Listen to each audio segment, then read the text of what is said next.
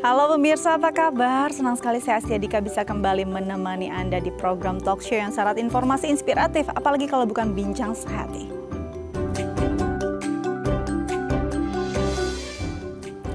Pemirsa, Bincang Sehati Keluarga Berencana ataupun KB ini sebenarnya bukan program yang asing atau baru ya di Indonesia. Tapi ternyata masih banyak nih yang salah kaprah dan masih takut untuk ikut program KB. Sebenarnya apa sih KB? Ada tidak efek sampingnya? Kenapa bisa ada terjadinya pandangan-pandangan atau wacana-wacana di publik yang salah kaprah? Nanti kita akan bahas topik kita hari ini tentang KB. Tapi sebelum itu kita akan bahas dulu nih mitos atau fakta seputar KB ya.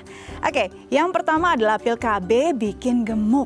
Nah, banyak nih anggapan bahwa aduh saya males ya, saya enggan ya untuk menggunakan pil KB atau minum pil KB karena nanti berat badan saya atau bobot tubuh saya akan naik secara drastis. Sebenarnya ini mitos atau fakta? Kalau memang fakta, apa penyebabnya? Nanti kita akan bahas bersama pakarnya ya.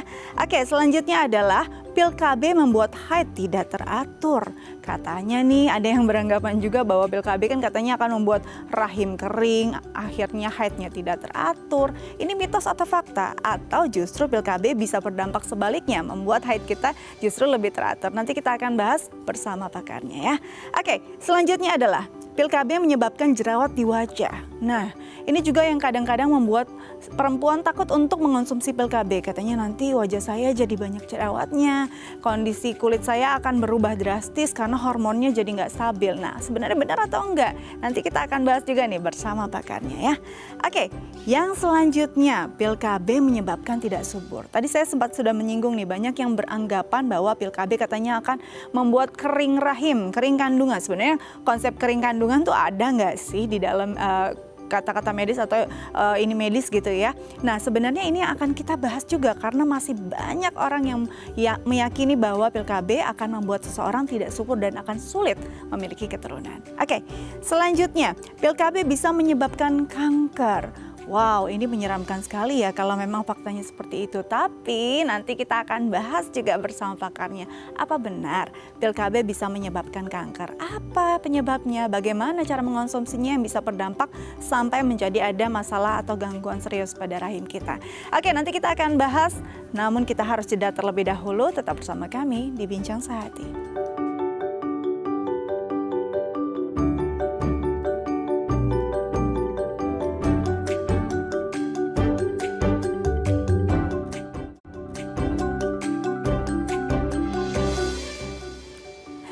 Ya pemirsa, kembali lagi bersama kami di Bincang Sehati. Tadi di segmen sebelumnya saya sudah sempat nih memaparkan beberapa mitos atau fakta yang masih beredar di masyarakat tentang pil KB. Dan sekarang kita akan konfirmasi bersama pakarnya. Sudah hadir bersama saya di studio Dr. Raisa Lim, SPOG, Spesialis Obstetri dan Ginekologi Seci Hospital. Langsung kita sapa. Halo dokter, apa kabar? Oh, kabar baik, apa kabar Kak Dika? Baik, hari ini kita bicara dulu nih tentang mitos atau fakta seputar pil KB ya dok ya. Masih banyak yang salah anggapan, masih banyak yang takut untuk mengonsumsi pil KB juga. Yang pertama nih, kita akan bahas yang pertama bahwa katanya pil KB itu bikin gemuk. Bener nggak sih dok? Ini mitos atau fakta? Oke, jadi kalau kesimpulannya sih ini mitos ya. Mitos ya, oke. Justru sekarang ini banyak pil KB yang bisa membantu mengatur berat badan karena mereka ada kandungan anti-progesteronnya. Jadi mereka tidak menyebabkan penumpukan cairan dalam tubuh. Betul. Tapi memang pil KB yang zaman dulu atau yang awal-awal beredar di masyarakat itu ada efek penumpukan cairan sehingga mungkin tampaknya lebih begah gitu ya di tubuh pasien. Oke, jadi bisa dipastikan ini mitos, apalagi sekarang mungkin sudah berkembang juga ya bahwa pil KB justru bisa membantu kita untuk menjaga berat badan agar tetap ideal. Oke, selanjutnya adalah pil KB membuat haid tidak teratur. Banyak yang takut nih dok, katanya aduh kalau minum pil KB nanti haidnya jadi nggak teratur, jadi dikit haidnya, jadi takut deh nggak mau minum pil KB. Sebenarnya ini mitos atau fakta? Nah, kalau yang ini sudah pasti mitosnya. Mitos banget ya dok ya? Karena justru orang yang haidnya tidak teratur, kita kasih pil KB agar haidnya menjadi teratur. Malah jadi salah kaprah banget ya. Justru dengan pil KB kan memang ada ini ya, ada beberapa pil dengan rentang waktu tertentu ya. Betul, ada jadwalnya. Jadi justru haidnya makin terjadwal sesuai pola konsumsi pil KB-nya. Oke, jadi memang justru ini salah banget kalau ada yang takut haidnya tidak teratur, karena sebenarnya pil KB akan membantu kita untuk membantu menstruasinya datang dengan rutin gitu ya, Iya, Dok ya, rutin dengan dan jangka teratur waktu ya. yang memang bisa seimbang. Oke. Selanjutnya, pil KB katanya menyebabkan jerawat di wajah. Nah ini benar nggak? Banyak yang takut dong ya kalau habis minum pil KB tiba-tiba jadi muncul nih jerawatnya, jadi nggak cantik Oke. lagi. Gimana ya, Dok? Nah, ini juga mitos beneran nih. Mitos beneran. Nah, Oke. bahkan ada pil KB sekarang ya yang digunakan untuk mengontrol jerawat. Justru bisa mengontrol jerawat. Betul. Jadi kita sering ngomong ini namanya beauty pill. Ada beberapa jenis, beberapa merek juga. Ya.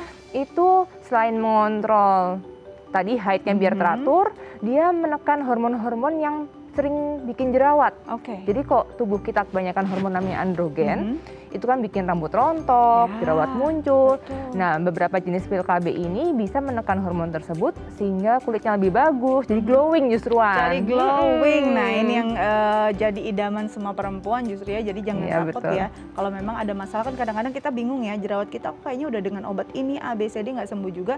Bisa jadi ini disebabkan oleh hormon dan justru pil KB akan membantu jerawat kita mereda, lama-lama malah jadi glowing ya. Iya, betul. Oke, bisa dicoba nih dengan konsultasi dokter pastinya ya. Oke, selanjutnya adalah pil KB menyebabkan tidak subur. Nah ini banyak sekali nih yang beredar atau mungkin dipahami atau bahkan dipercaya oleh banyak orang. Katanya kalau minum pil KB nanti kandungannya kering. Nah ini sebenarnya kandungan kering itu apa? Dan Iya, tidak iya. subur, ini benar atau enggak? Jadi pil KB kan menekan hormon-hormon dalam tubuh sehingga tidak terjadi kesuburan. Ya. Tapi itu selama penggunaan atau konsumsi KB. Selama konsumsi KB. Ada beberapa jenis KB yang jangka pendek, itu apabila dihentikan KB-nya, maka kesuburan akan cepat kembali. Begitu. Jadi tergantung jenis KB-nya, mau yang jangka pendek atau jangka panjang. Kalau jangka pendek itu return-nya cepat sekali, bahkan telat aja bisa langsung hamil. Betul. Kadang-kadang banyak yang bingung kan, aduh saya minum pil KB saya lupa akhirnya hamil gitu ya. Justru iya. sebenarnya ini bisa jadi mematahkan juga bahwa katanya kalau minum pil KB jadi nggak subur. Salah Iya, banget ya, betul. Dok ya. Oke. Selanjutnya yang terakhir adalah pil KB bisa menyebabkan kanker. Nah ini benar atau tidak sih, Dok? Nah, ini juga harus dipatahkan ya mitosnya ya. Oke. Jadi ketika orang-orang haidnya nggak lancar, itu justru bisa meningkatkan resiko kanker seperti endometrium. Nah, Atau setiap kali terjadi pecah telur, itu juga bisa meningkatkan kanker ovarium. Nah, ketika kita mengkonsumsi pil KB, ini bisa mensupresi resiko kedua kanker tersebut. Jadi justru bisa mengurangi resiko kanker endometrium dan ovarium dengan penggunaan pil KB. Oke, justru jadi malah mengurangi resiko adanya kanker ovarium dengan penggunaan yang teratur dan Betul. tepat ya. Jadi tidak perlu takut, justru yang tadinya punya masalah nih, masalah menstruasi yang lama, menahun dan masih bandel nggak mau ke dokter, justru tolong ya dicatat, ini perlu segera ditangani dan mungkin pil KB bisa jadi solusi. Oke, nanti kita akan lanjut lagi dengan topik kita hari ini, tapi kita harus jeda terlebih dahulu. Tetap bersama kami di Bincang Saat Ini.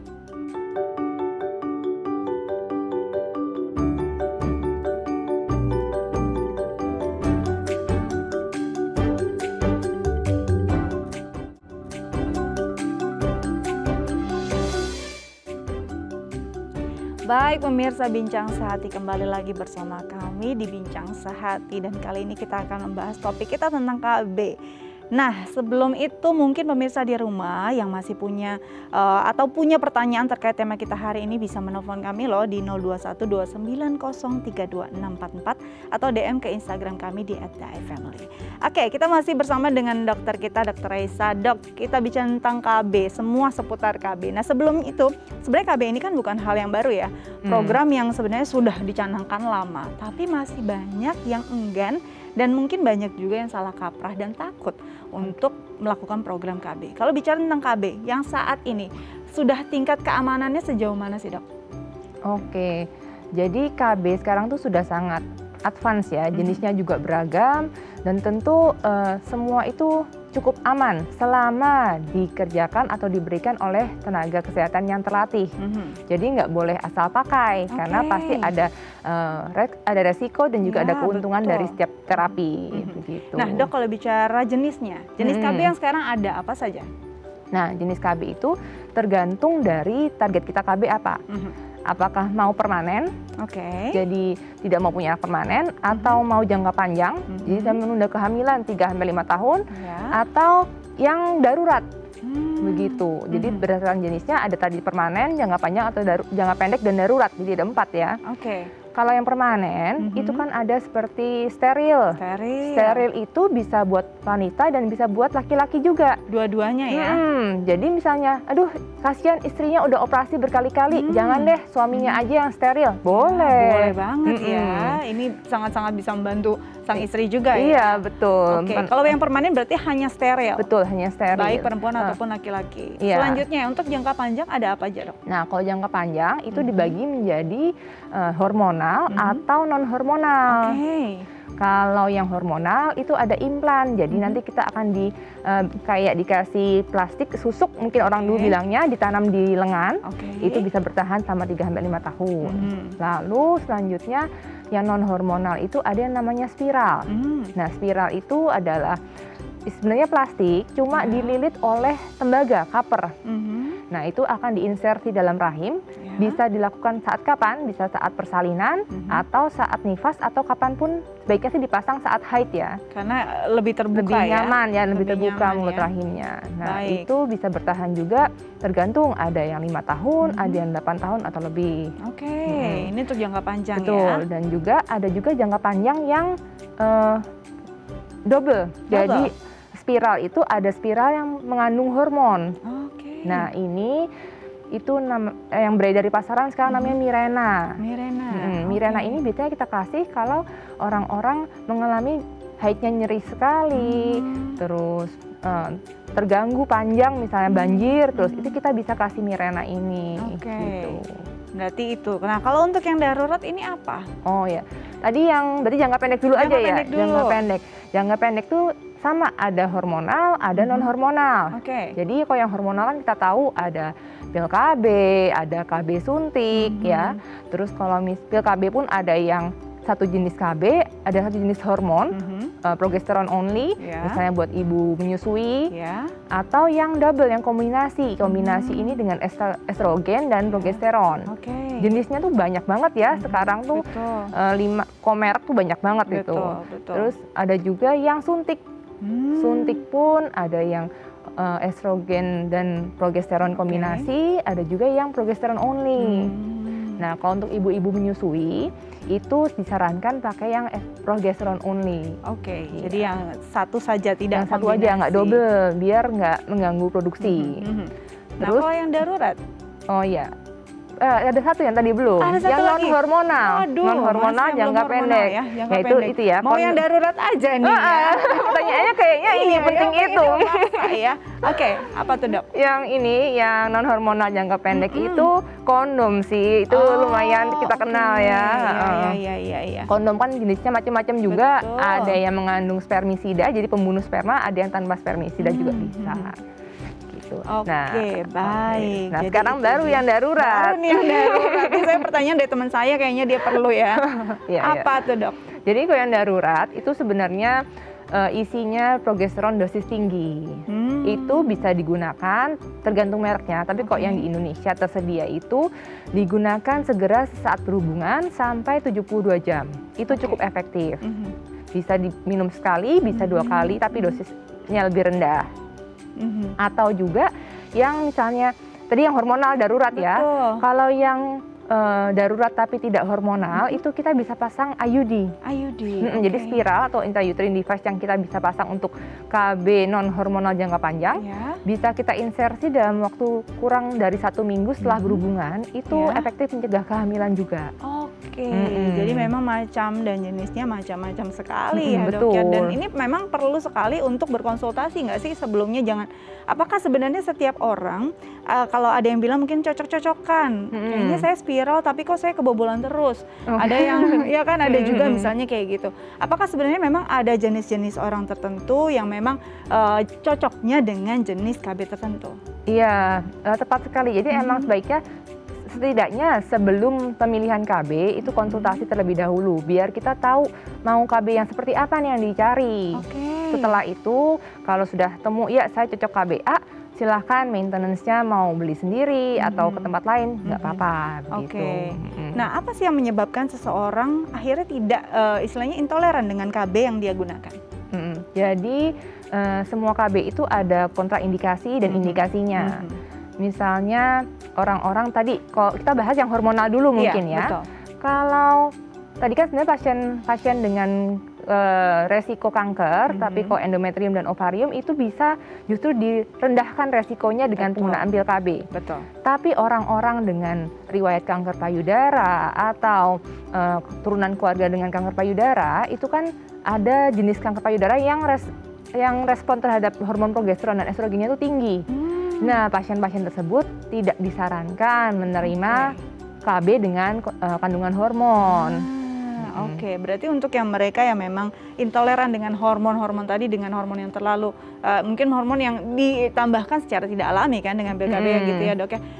Apa yang cocok untuk mereka? Jadi kalau misalnya pasien-pasien dengan kontraindikasi hormonal bisa kita berikan yang non hormonal seperti tadi spiral atau boleh dengan penggunaan kondom atau malah sekalian yang permanen steril itu baik untuk laki-laki maupun perempuan gitu. Baik.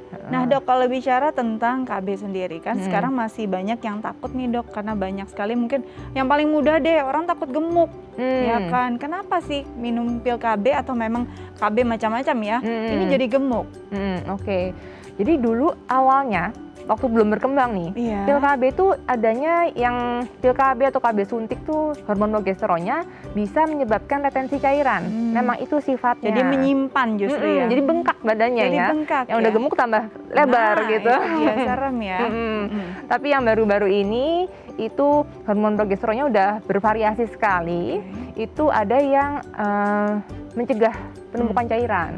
Nah, mencegah penumpukan cairan dan tadi yang mensupresi hormon androgen dalam tubuh. Itu justru bagus ya, dia tidak menambah berat badan dan meningkatkan kualitas kulit dan rambut. Jadi glowing yang tadi ya dok ya. Betul. Jadi memang mungkin saat dulu gitu ya, memang kondisinya zat-zat yang ada dalam pil KB masih terbatas dan malah menyimpan tumpukan cairan dalam tubuh, akhirnya lebih bengkak, lebih melebar. Tapi kalau sekarang bisa dipastikan hampir semua pil KB yang ada di pasaran yang disarankan justru akan membantu berat badan jadi seimbang ya. Dok, ya. Nah, bagaimana dengan KB yang lain? Apakah juga bebas dari kemungkinan akan bobot berat badan yang meningkat? Oke, pil KB itu yang jenis dahulu juga masih ada di pasaran. Masih ada ya. Jadi kalau misalnya emang gemuk dan takut gemuk, bisa pilih yang model-model baru. Model baru, Tapi sebenarnya yang jenis-jenis zaman dahulu itu pun tidak bikin gemuk ke semua orang. Jadi ya tergantung respon tubuh masing-masing itu yang pertama. Lalu pil KB itu kan mungkin ada beberapa pil KB yang biasa kita konsumsi itu bisa mengurangi rasa nyeri ketika haid juga. Jadi orang-orang yang rutin mengkonsumsi pil KB, haidnya lebih terkontrol, jumlahnya tidak banyak, jadi kadang-kadang nyerinya juga berkurang. Ya mungkin kok nyeri nggak berkurang, nafsu makan lebih baik kan, nggak mau berat badan juga naik ya begitu. Betul, apalagi kalau stres terus ya makan terus ya dok, sebenarnya yang bikin stres dan bikin berat badan naik ya karena kita makan terus dan badannya mungkin jadinya akhirnya bobotnya bertambah. Nah, kalau bicara tentang tadi kan pil KB, bagaimana dengan spiral ataupun suntik? Apakah ada kemungkinan akhirnya punya impact tertentu pada tubuh kita? Iya. Jadi bagi yang takut menggunakan KB hormon, tadi silakan gunakan spiral. Spiral itu kan nggak ada efek samping hormonal, jadi misalnya tadi pasien-pasien yang takut gendut atau nggak cocok sama efek samping hormon gitu, silakan gunakan spiral. Dia tidak menyebabkan apapun ya, tapi spiral itu kan cara kerjanya itu menimbulkan peradangan steril di rahim. Jadi biar ada peradangan steril sehingga kalau ada sperma masuk dia terhambat masuk ketemu sama telur. Terus andai kata terjadi pembuahan si telur ketemu sama sperma itu nggak bisa nempel karena rahimnya inflamasi gitu. Nah itu bikin haidnya makin panjang dan haidnya jadi kadang-kadang nyeri. Nah bagaimana dong agar kita aman menggunakan spiral? Jadi pada pengguna spiral biasanya kita kasih informasi selama 3 bulan pertama misalnya haidnya jadi panjang atau nyeri sekali, sudah dibantu dengan obat-obatan suplementasi, masih seperti itu memang tidak cocok berarti. Atau bisa digunakan spiral yang plus progesteron tadi, sehingga tidak haid. Tidak haid sama sekali. Jadi nggak justru ya? nyeri. Iya, justru tidak haid dan tidak nyeri. Nah dok, ada beberapa keluhan juga ya dari beberapa orang mungkin yang pernah saya dengar, katanya setelah pemasangan spiral kok kayaknya jadi ada bau tidak sedap, jadi sering keputihan, lalu juga mungkin ada rasa sakit atau nyeri. Nah ini kenapa bisa ada penyebabnya? Apakah memang karena spiral sendiri kan memang dimasukkan ke area vital ya dok ya? Apakah memang perlu ada cara tersendiri untuk membersihkannya atau bagaimana? Oke. Jadi tadi cara kerja spiral kan bikin peradangan steril ya. Itu pasti beberapa orang yang respon tubuhnya agak berlebihan, seringkali terasa nyerinya tuh ekstra. Jadi pada pasien-pasien yang memang ada keluhan nyeri haid, jangan pakai spiral. Jangan sampai. Jangan. Jadi kalau misalnya mau pakai spiral, pakailah spiral yang dengan hormon progesteron. Ya? Iya, biar tidak sakit sekalian. Nah, terus karena peradangan steril tadi, terus juga karena ini ada device yang masuk ke dalam rahim, tidak disarankan bagi pasien atau orang yang sering berganti-ganti pasangan atau memang sering terkena infeksi di kemaluan, karena itu akan bisa menyalurkan bakteri atau kuman yang ada naik sampai ke rongga panggul. Jadi emang harus dipilih-pilih ini konsumennya untuk IUD. Berarti memang perlu kejujuran ekstra juga ya saat kita mulai mau menggunakan atau masuk dengan program KB, karena sebenarnya dokter tidak mungkin meraba-raba kan kebiasaan aktivitas seksual seseorang atau bagaimana kondisi badannya, apakah benar-benar reaktif atau responsif dengan zat tertentu begitu ya dok ya. Nah dok, kalau bicara tentang spiral tadi sendiri, sebenarnya yang paling aman berapa tahun sih? Dan katanya kan ada yang dari 3, 5, ada 8, mungkin ada yang 10 juga ya dok ya. Nah ini yang paling aman yang berapa lama dan untuk usia berapa? Mungkin ada kalau usianya sudah usia di atas 30, better yang berapa tahun atau memang sebenarnya tidak ada ketentuan? Ya. Jadi kalau tadi spiral itu yang 3 tahun tuh biasanya yang spiral dengan progesteron. Itu kenapa cuma 3 tahun, nanti kandungan progesteronnya habis. Nah lalu kok 3 tahun lewat berarti harus diganti, sebelum 3 tahun diganti. Terus kalau yang 5 tahun atau 8 tahun itu sebenarnya tergantung merek si KB-nya, jadi si IUD-nya. Itu ada merek yang tertentu ya dok ya? Itu hanya 5 tahun, terus ada juga yang dari pemerintah itu bisa sampai 8 bahkan 10 tahun. Kalau yang IUD zaman dulu sekali itu ada yang ketinggalan seumur hidup juga ada. Efeknya apa sih gitu kan? Nanti kalau mau cabut susah, seringkali sudah melekat gitu. Melekat pada dagingnya gitu ya. Aduh, seram sekali ya. Tapi yang sekarang mungkin karena sudah canggih, lebih baik lagi istilahnya bahan-bahan yang digunakan, zatnya juga jadinya akan lebih aman. Nah, kita sering sekali nih mendengar ya dok ya, ada kegagalan. Akhirnya kebobolan lah istilahnya ya. Tetap ada kehamilan padahal sudah pasang spiral. Apa yang bisa menyebabkan spiral ini gagal? Oke, jadi semua jenis IUD bahkan steril itu tidak ada yang efektivitas 100%. Tidak ada. Rata-rata ya 98%. Bahkan orang dioperasi aja bisa hamil lagi. Betul. Gitu. Ini jadi spiral itu kan tadi bikin peradangan, jadi bikin haidnya banyak. Betul. Seringkali kok haidnya banyak itu spiral terdorong turun. Ketika sudah terdorong turun, efektivitas tentu berkurang. Nah itu salah satu kenapa sih kok bisa hamil pada pemasangan spiral. Terus karena peradangan tadi juga, ini bisa meningkatkan resiko kehamilan di luar kandungan. Nah, jadi ketika spermanya ternyata ketemu juga sama si sel telur, dia nggak bisa nempel di rahim, akhirnya nyangkut di tuba falopi atau saluran telur, itu sering. Jadi makanya tadi kita tidak menyarankan pasien-pasien dengan gonta-ganti pasangan menggunakan spiral karena seringkali tuba falopi atau saluran telurnya itu tampak lebih menarik bagi si sel telur dan sperma ini untuk ditempelin gitu. Nah, kalau kondisinya akhirnya menempel pada tuba falopi, apa yang sebaiknya dilakukan? Itu harus dioperasi. Harus dioperasi. Untuk tidak bisa dipertahankan. Jadi tidak bisa, namanya hamil di luar kandungan bukanlah hamil yang normal ya. Iya, betul. Memang ini suatu gangguan kesehatan yang memang harus segera ditangani. Nah, kalau ternyata dengan spiral lalu hamilnya normal, apakah nantinya kan ada yang takut tuh nanti spiralnya nempel di bayinya loh. Iya kan masih ada yang bilang begitu. Takut loh nanti ada masalah bayinya cacat atau apapun itu. Sebenarnya ini benar atau nggak sih dok? Jadi spiral itu orang pakai spiral lalu hamil. nggak apa-apa kok, banyak sekali pasien hamil dengan spiral, terus ya sudah pertumbuhan bayinya biasa aja. Masih biasa-biasa saja ya? Nggak nempel di bayi, karena setelah spiral itu masih ada ari-ari. Bayinya di dalam si plasenta itu, jadi bayinya jauh gitu dari Jauh ya. spiralnya. Jadi tidak mungkin sel sperma yang begitu kecil membawa spiral ya? Itu kan tidak ya dok, Enggak, jadi nggak memang ini kebawa. salah kaprah begitu. Nah, apa yang harus dilakukan? Apakah spiralnya harus langsung dicopot saat kondisinya ketahuan nih, oh saya hamil, atau bagaimana? Atau nanti saja akan keluar bersama bayi? Oke, kalau sekali lagi tergantung posisi spiralnya. Kalau spiralnya di bawah banget udah mau keluar, cabut aja. Tapi kalau misalnya spiralnya di atas dan memang beresiko, jadi setiap kali pencabutan spiral saat orang hamil itu beresiko keguguran. Oke. Jadi beresiko kontraksi sehingga bayinya juga terekspulsi keluar. Kita menimbang-nimbang, kalau misalnya resikonya terlalu tinggi, sebaiknya sih didiamkan saja, tidak apa-apa. Nanti sekalian dilahirkan, bisa dikeluarkan sekalian. Oke. Nah, pertanyaannya, bisakah orang yang spiralnya masih ada di dalam kandungan lahir normal? Nanti kita jawab, tapi kita harus jeda terlebih dahulu. Pemirsa, jangan kemana-mana, tetap bersama kami di Bincang Sehati.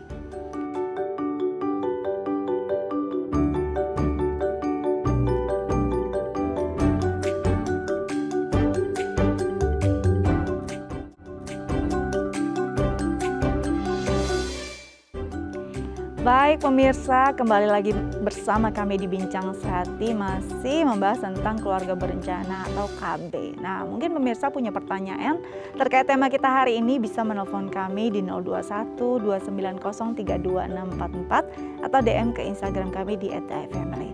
Oke, kita lanjut pada pertanyaan yang tadi terputus ya sebelum jeda ya dok ya. Jadi kalau misalkan tadi hamil, tapi memang spiralnya masih ada, bisakah lahir normal? Oke. Jadi untuk kehamilan dengan spiral itu bisa aja lahir normal.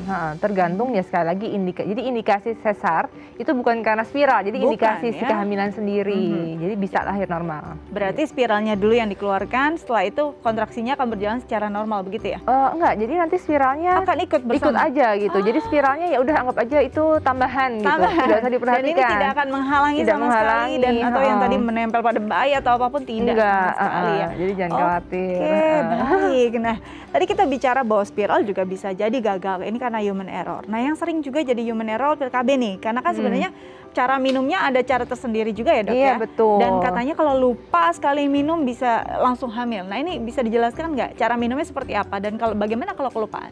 Ya.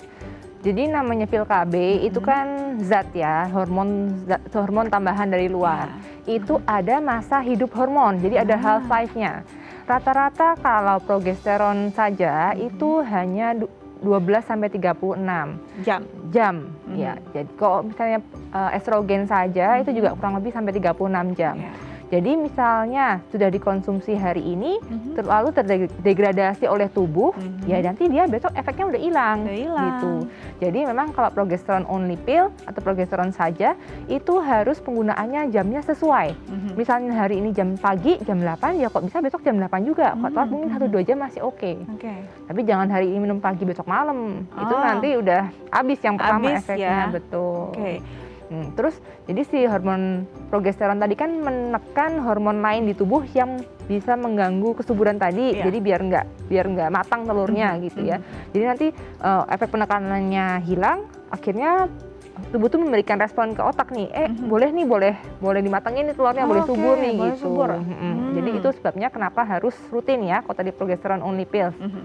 Nah kalau yang pil kombinasi, bagaimana dok? Estrogen dan progesteron karena dua jenis, jadi supresinya lebih kuat ke otak tadi. Jadi bisa efeknya lebih tahan lama lah, kok sehari atau 2 hari masih bisa. Tapi ya sama, tidak boleh lupa terus-terusan. Betul. Jadi kalau misalnya yang pil KB kombinasi itu hari ini minum, besok lupa. Nah, besok lupa, kalau ingat malamnya ingat langsung diminum aja. Atau misalnya baru ingatnya besoknya lagi, jadi hari ketiga baru ingat langsung diminum 2 pil langsung. Oke, baik. Tapi itu kalau lupa, selama proses lupa itu ada aktivitas seksual baru bisa hamil kan? Iya betul. Kalau tidak ada ya nggak bisa hamil juga. Oke.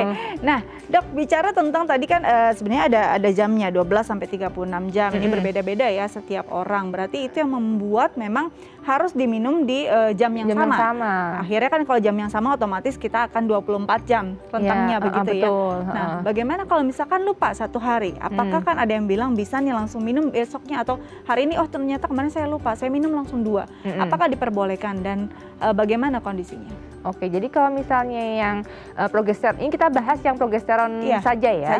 Kalau yang progesteron saja, ketika sudah lupa masih 1 hari masih oke. Tapi ketika sudah lupa 2 hari itu dianggap tidak berfungsi lagi.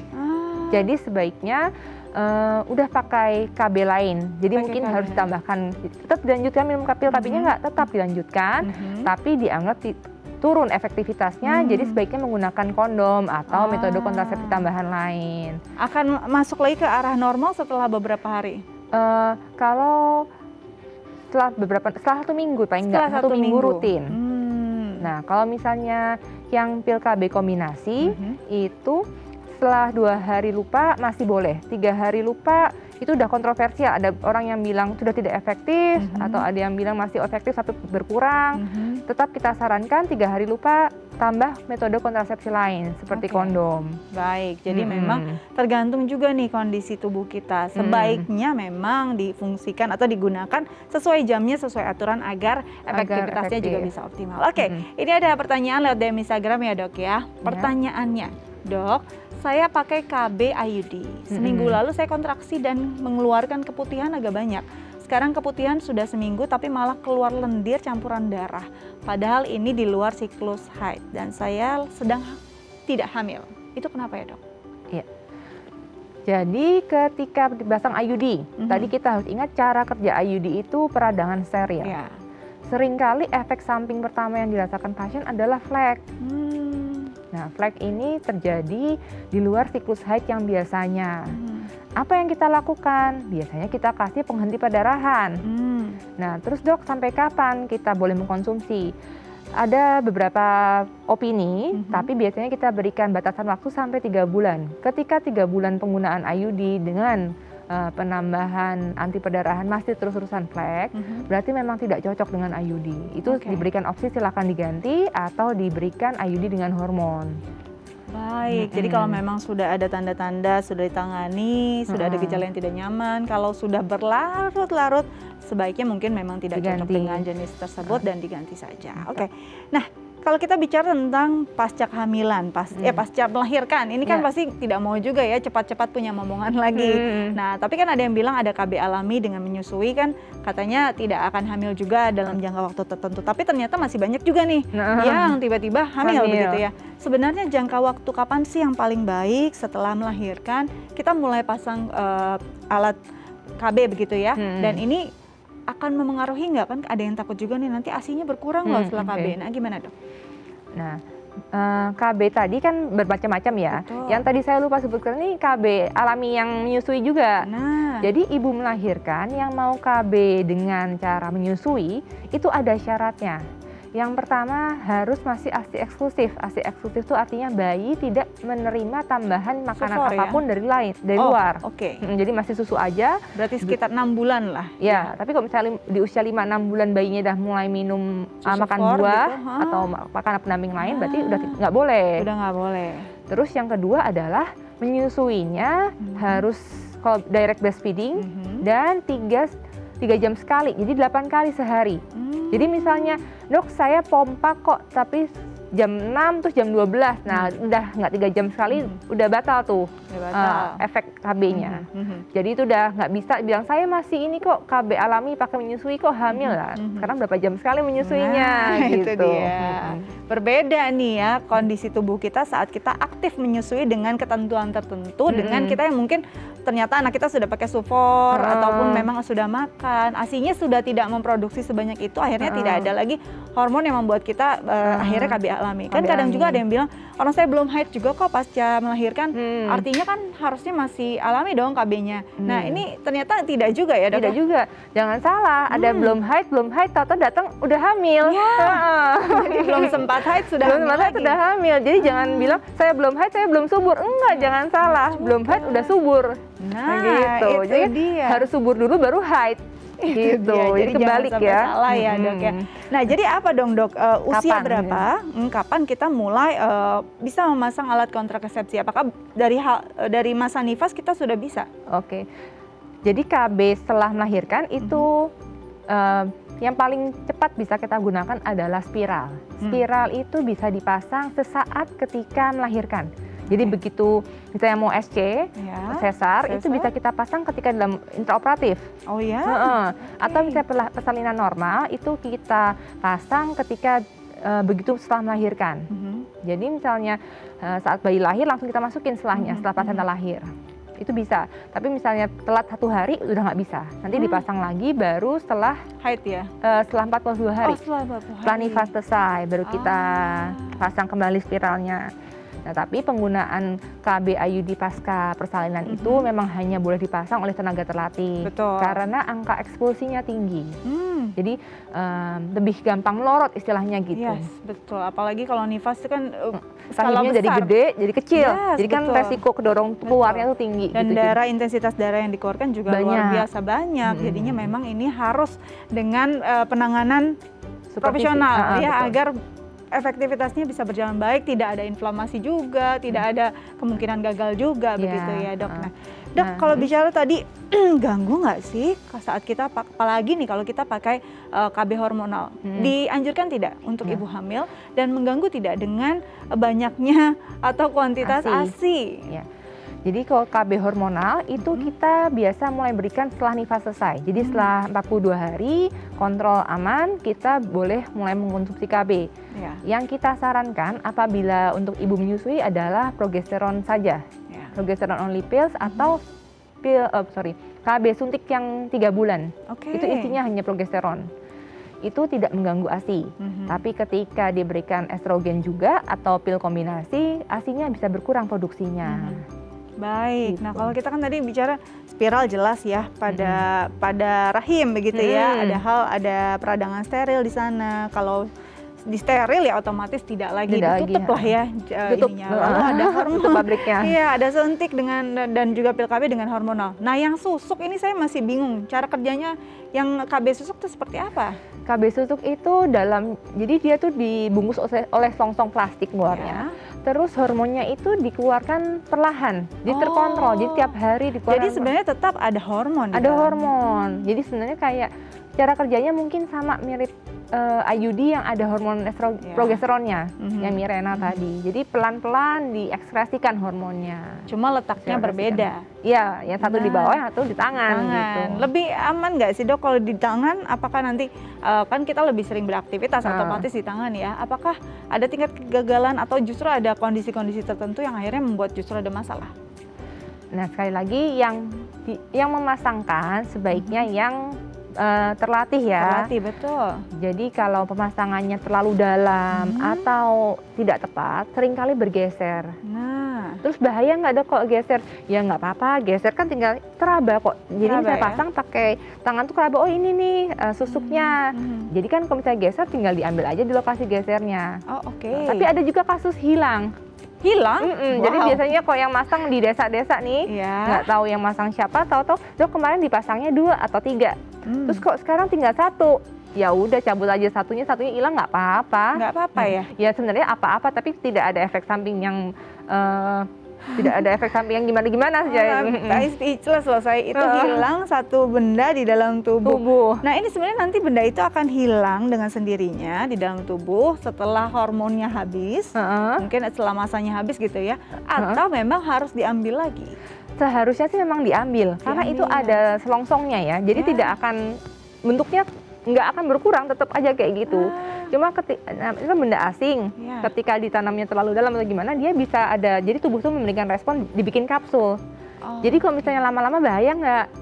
Tidak akan kenapa-kenapa sih, soalnya kan ada kapsul pembungkusnya, jadi udah kayak tambahan aja di dalam gitu, kayak daging tambah yang sudah nggak teraba lagi gitu. Baik, sebenarnya tadi dokter bilang sebenarnya ada 2, ada 3. Sebenarnya berapa yang bisa dimasukkan ke dalam tubuh?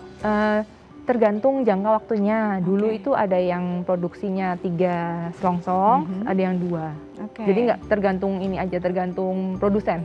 Tergantung produsen produsen. KB. Apakah ada efek samping selain tadi memang mungkin akan berpindah, bergeser karena kita punya aktivitas? Apakah memungkinkan ada nanti seperti gemuk juga? Apakah ada efek samping semacam itu? Iya, betul. Itu ada juga ya. Jadi karena dia hormonnya hormon yang biasa ya, itu bisa menyebabkan retensi cairan. Terus sama seperti KB yang progesteron only, progesteron only KB itu pasien-pasien tidak cocok, seringkali timbul flek.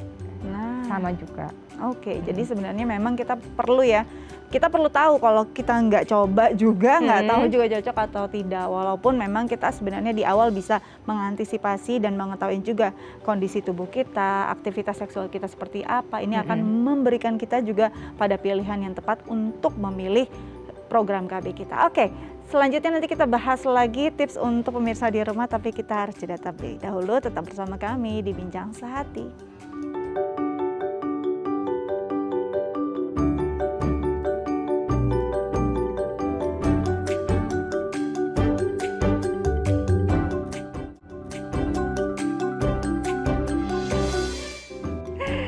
Baik pemirsa, Bincang Sehati kembali lagi bersama kami, masih membahas tentang program keluarga berencana atau KB. Ini sebenarnya memang program yang sudah lama dicanangkan oleh pemerintah untuk menekan angka populasi juga ya, untuk kesehatan juga, untuk kesejahteraan masyarakat. Jadi ini memang sebenarnya setelah kita berkonsultasi dan dilakukan secara tepat bisa menjadi satu solusi yang baik untuk kesehatan, apalagi untuk perempuan Indonesia. Oke, sekarang kita akan memberikan tips untuk Anda sebelum mungkin mulai memilih-milih nih program KB, atau mungkin kira-kira apa yang cocok untuk saya ya. Oke, yang pertama, memahami tujuan Anda dan pasangan. Jadi sebenarnya KB itu bukan cuma masalah perempuan, tapi ini juga sebenarnya adalah sebuah kerjasama oleh pasangan dan keputusannya harus diambil bersama. Betul nggak sih dok? Betul. Nah, gimana caranya saat mungkin dokter punya pengalaman ada pasangan yang baru datang untuk memulai, saya kayaknya mau program KB. Apa yang biasanya jadi pertimbangan-pertimbangan tertentu? Ya. Jadi yang paling harus diperhatikan adalah mau berapa lama menunda kehamilannya. Tadi jangka permanen, jangka panjang atau jangka pendek. Itu jadi kalau kita permanen kan bisa laki-laki perempuan, kalau jangka panjang ya hanya perempuan. Betul. Tapi kalau jangka pendek kan berarti bisa laki-laki yang menggunakan kondom atau perempuannya menggunakan pil KB gitu. Jadi kalau dari lihat apa yang mungkin pengalaman dokter selama menjadi obgyn gitu ya dok ya, sejauh mana, sudah sebesar apa keterlibatan suami atau pasangan untuk sama-sama memilih KB untuk istrinya? Kan terlihat nih dari diantar atau enggak, ikut komunikatif tidak, bagaimana? Ini sepertinya pemahaman masyarakat di Indonesia ini seolah KB itu hanya milik wanita. Betul. Ya. Jarang sekali laki-laki mengantarkan suaminya, suami mengantarkan istrinya pasang KB itu jarang. Tapi lebih jarang lagi suami yang mau di KB. Jarang sekali. Di KB, ya. Apalagi ngomong laki-laki di steril. Aduh, kayaknya langsung kabur tuh pasiennya. Tidak mau ya. Cuma nanti nggak anterin istrinya, terus tiba-tiba pilihan istrinya salah, mengeluh, atau tiba-tiba kok hamil, itu aja ya. Kan iya, kamu itu udah aja. KB.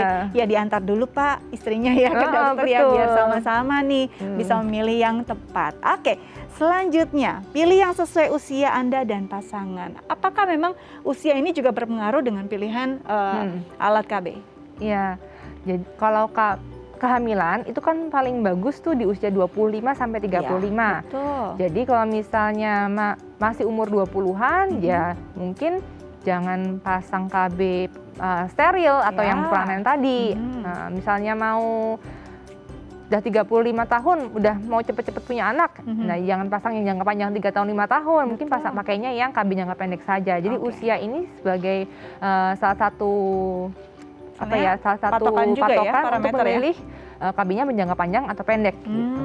Oke, jadi kalau yang usia tadi 20-an ya tidak mungkin steril juga ya, apalagi betul. mungkin masih belum ada aktivitas seksual, sebaiknya jangan gitu ya.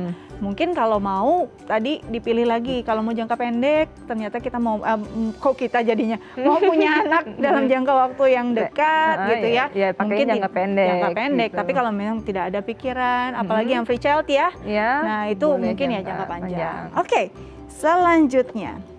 Kenali kondisi tubuh dengan baik. Ini yang paling sulit. Betul. Kadang kita nggak ngerti loh, tubuh kita sendiri bingung. Kadang-kadang banyak orang yang nggak tahu sebenarnya siklus menstruasinya berapa lama. Kalau ditanya, kamu berapa hari jedanya? Nggak tahu. Nah, gimana nih? Nah, itu memang harus ada effort ya. Jadi pasien-pasien yang ingin memasang KB, ya benar, pertama harus tahu siklus menstruasinya seperti apa. Iya. Lalu tujuannya pasang KB apa tadi? Betul. Mau menjalankan kehamilan atau mau menstabilkan haid atau seperti apa. Nah, itu yang harus dipikirkan. Terus harus tahu juga tubuhnya seperti apa. Apakah tadi ada alergi atau riwayat kanker pada keluarga, sehingga kita bisa memilih-milih mana yang lebih cocok untuk pasien tersebut. Jadi ada kontraindikasi nggak di pasien? Atau misalnya ada darah tinggi atau ada kecenderungan pengentalan darah, gitu juga harus untuk dipertimbangkan untuk kontraindikasi atau indikasi pemasangan KB. Jadi pertimbangannya memang jelas, kita harus tahu juga siklusnya ya. Kalau siklus yang normal sendiri kan antara tadi 21 sampai 35, betul sekali. Di luar itu sudah harus berpikir lagi nih ada masalah atau tidak. Apakah bisa langsung dengan dengan alat kontrasepsi yang memang tadi steril atau memang harus diseimbangkan dulu hormonnya atau apa, itu memang harus dikomunikasikan dengan dokter. Dan benar-benar kita harus mengenal tubuh kita ya. Oke, yang selanjutnya adalah ukur tingkat efektivitas alat kontrasepsi. Nah, ini kita juga orang bingung ya. Malah banyak yang juga takut ini takut itu, akhirnya nggak pakai apa-apa gitu ya. Gimana juga gitu. Gimana dok? Jadi semua KB itu tidak ada yang 100% efektif. Pasti hanya 98 sampai 99%. Terus kita harus nilai. Misal mau pakai KB jangka pendek, lupa nggak kita minum pil KB tiap hari? Kalau kira-kira lupa, ya jangan dipilih itu. Gitu. Pakailah KB jangka panjang. Iya, atau pakai reminder. Betul. Terus misalnya tadi KB jangka pendek, terus kalau KB jangka panjang, tadi cocok atau enggak? Misalnya sudah pernah pasang spiral, dok tapi dulu nggak cocok, atau haidnya jadi banyak, atau sekarang haidnya udah banyak, ya jangan pilih KB spiral gitu. Jadi kita harus tahu diri kita seperti apa. Baik dokter, terima kasih banyak sudah berbagi bersama kami di Bincang Sehati. Semoga ini bisa mengedukasi masyarakat Indonesia dan juga pemirsa Bincang Sehati ya, agar bisa memilih alat KB yang tepat dan sehat. Baik, pemirsa Bincang Sehati, sekian Bincang Sehati hari ini. Saya Astia Dika pamit undur diri, sampai jumpa.